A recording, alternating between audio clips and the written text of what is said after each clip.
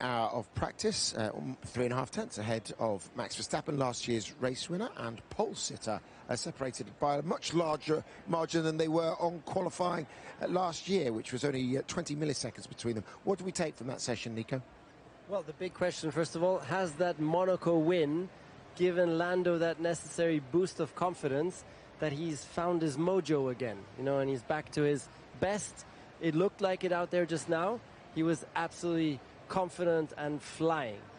He was. I mean, to be 3 tenths ahead of Max here, and also, more importantly, 5 tenths ahead of his teammate, is a huge chunk. I mean, I think we were expecting them to be quite decent around here, especially because of the tyre deck, the temperatures. That is something that they're notoriously good at this season. But to be 3 tenths ahead puts them in a very comfortable position going ahead.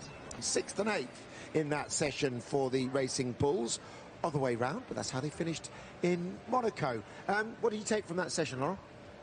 You know, it's a session for, I think, for everyone to try to evaluate the famous front wing changes. You know, I think everybody has a new front wing here. So for us, it's a main topic for this morning. We had the rake on the car, we took the data of it, and that the rest of the program was quite standard. So we are not getting too excited for the classifications, for the times. We just try to stick to our program. It was our most difficult race here last year, so we have very much our feet on the ground. Laurent, we have to say that this season has been a great one for you guys so far, and I know you don't want to look too much into these times right now, but it is still looking good despite the front wing changes. So what have you guys been able to read into that? Is it what we're expecting, that there's not going to be a huge change in the pecking order, or what is the first response from the drivers? You know, if you had asked a few months ago, we would have told you, you know, we do very little in terms of front wing flexibility, so we would not expect, you know, such a big change for us. Now, it's been announced such a long time ago that there will be that change, that you will expect also people who were doing things to be able to recover in a way or another. So for us so far it's been pretty neutral, but again the devil is in the details, so we need to have a careful look. You know, these cars, as we have been saying many times, these cars are very easy to break in terms of the way they perform, so we need to be very, very careful. And again, we don't forget last year here was very, very tricky for us. From what you saw on the onboard cameras, do you think it may impact some of the Red Bull family rivals who are right at the front there quite substantially? It's too early to say. Honestly, Nico, we are concentrating on ourselves at that moment, so didn't have much of a look at the other guys. As I said, we just try to make sure our car keep performing the way it was. You had a double points finish, obviously, in Monaco. I just want to get into both of your drivers, because obviously, as rookies, if you like, they've had different starts to 2025. How have you rebuilt Liam Lawson's confidence? No, it's not us rebuilding Liam, really. Liam got here. He had to jump in the car, you know, in season. It's very difficult. It was obviously difficult for Yuki to go there in season. It's difficult for Liam to jump into a car he has not driven at all. So it took him some time, not so much to rebuild the confidence, but to get actually used to our car. And the lap time is being a little bit more unlocked every race. But again, I will not call it confidence. I will just call him getting around the car, being more and more comfortable in it, and being able to push in it. It feels like he seems to be bedding back into the team a little bit better now. But just to look back at Monaco, I know we've moved on from them, but you guys were the ones to pull that very aggressive strategy first last weekend, and you have to give some credit to Liam as well to sort of sacrifice himself in that moment, and also to be able to drive around slowly without it causing too much of an impact so consistently throughout the race was quite a good execution.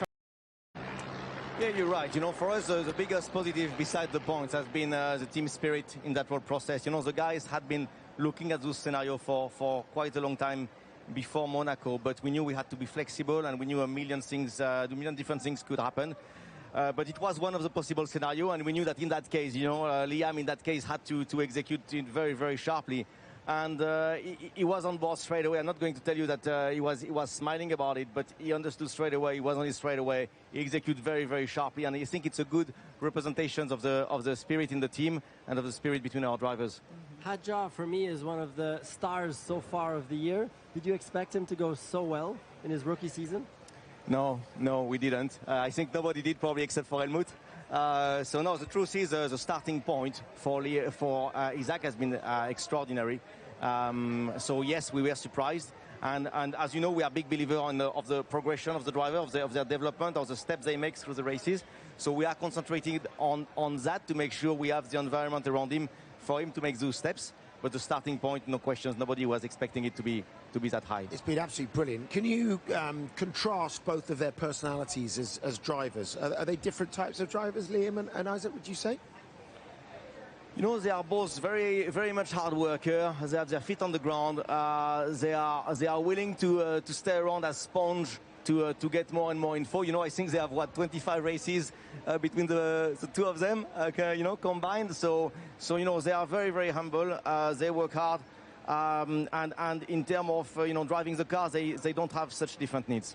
You have to say Liam's not had the easiest start of the season, obviously being demoted from Red Bull, so it's been a bumpier road so far. But just to focus on Isaac for a second, when you say that the starting point was higher than you expected, what from your perspective has that come down to? Is it more his comfort in the car? Is it the feedback? Like, what is enabling him to be so comfortable so quickly? You know, his natural speed was certainly higher than everything we would have guessed. So this combined with a you know, high level of calmness, high desire to learn, I think these three things combined. But you know, if you don't have the natural speed, you are straight away under pressure and you want to do more. And you know, he turned up in Melbourne and very naturally was fast. And from there on, despite the high and lows of the weekends, he was able to build on that very high starting point. Thank you very much, Laurent. Best of luck this weekend. Appreciate you stopping by to talk to us. I want to pick up on a couple of things from there. You guys up in the booth, we're talking about asymmetric setup round here, which maybe some of the teams might employ, some others won't. Can you explain what that is for us briefly, Yes. Nico? So remember last time we were at dinner, Simon, yeah? And we were Yes. sitting at the dinner table, and the table was wobbling a lot. Yeah. And that's because they had made the front leg too short. Okay. And that meant that front leg was in the air. So actually there was no weight on that front leg, yeah? And that's what you can do on the race car. You can shorten the leg that's moving down towards that front tire, lifting the tire up a little bit, and suddenly there's very little weight on that front tire, yeah? And that's interesting because here the highest load corners are all going to the right. So what you want to do is lighten the outside front, because anyways, that's the front that's going to get so much load as the car rolls over. And if you start on the negative side, you'll end up at less, at the maximum weight that it sees, you know, and you're going to be saving the front left tire as a result. You're going to make it easier for that tire. So that's a tactic that you can use around here. Also, in braking then, it helps the front inside in some of the corners because you have more load there, so you have less front locking. So there's some advantages you can play with. That dinner ended in disaster with spaghetti bolognese all over his white trousers. But before we go, it was Lewis over Team Radio saying that was bad. Was anybody else struggling out there? Didn't time-wise look too bad for him. He's not far off Max. It didn't. It was just 3/10. I mean, he's exactly pretty much matching Max out there. So you don't know what exactly they planned out there. I mean, we saw, for example, in Monaco that they were running the engine a little bit higher in free practice 1 and 2. So you don't know if maybe that, as a result, is disappointing for them, depending on where they're running the fuel loads and the engine. So we don't have all the information, but he obviously is unhappy with something there, and hopefully we can get to the bottom of what that is. As Laurent was saying, exploratory session, that one. As they build into the weekend, do you think we'll get further evidence of actually how this technical directive has affected people a little bit more? Yeah, sure. We'll learn more, but as I said, I mean, he said, and as well as Haas, they said it's not going to change much. So it seems that they were not pushing the boundaries as much as some of the other teams where we know that they've been really going for the limits there in terms of regulation on the flexibility. So it could impact them more. But then if you see how McLaren hit the ground running here, they seem to be to have contained that as well pretty well so far. It seems to be okay, doesn't it? Thanks, Nico. Thank you, Naomi, for your time. That's us for the moment. Qualifying in the F3 is next. We'll be back from 3:35.